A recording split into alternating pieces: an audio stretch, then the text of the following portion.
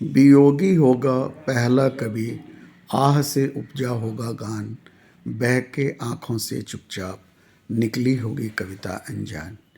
ये स्कूल में हमने पढ़ा था, समझने की कोशिश की। आज हम ताप्ती नदी के तट पर हैं, जो सोनभद्र और मणिभद्र के नारायणी नदी से मिल जाने पर बनती है। इस त्रिवेणी के किनारे ही रचना हुई है वाल्मीकि रामायण की। वाल्मीकि रामायण पढ़ने का मैंने प्रयास किया तो क्रोंच वध की जो कथा कई बार सुनी थी उसे समझ पाया। क्रोंच यानी सारस पक्षी ताम्रवर्णी अपने मुकुट के साथ इस वन में अपने संगी संग अटखेलियाँ कर रहा था, जब उसे एक व्याध ने मार डाला।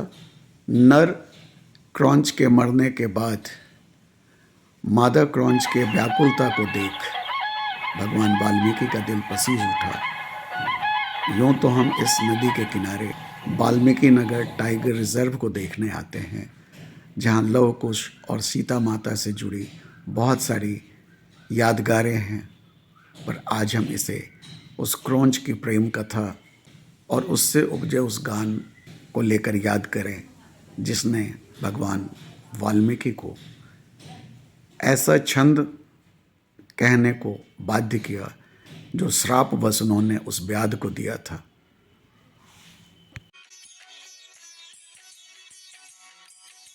कहते हैं उसके बाद भगवान वाल्मीकि इतने ज़्यादा व्यथित हो गए कि उनसे मिलने जब स्वयं ब्रह्मा जी आए, तब भी वो अपने उस क्रोंच वध की व्यथा और उस समय निकले हुए अपने उस छंद को भुला नहीं पा रहे थे।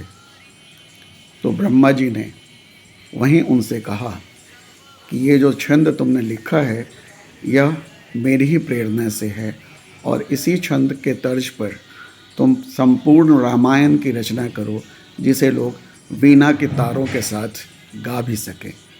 और इस प्रकार वाल्मीकि रामायण की रचना हुई। यत् निषाद प्रतिष्ठाम त्वम गमः शाश्वती समा, यत् क्रोंच मिथुनाद एकम वधि काम मोहितम।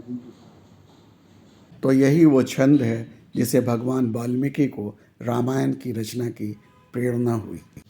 आपको अगर ये प्रसंग अच्छा लगे तो कृपया औरों के साथ इसे साझा करें। बहुत बहुत धन्यवाद।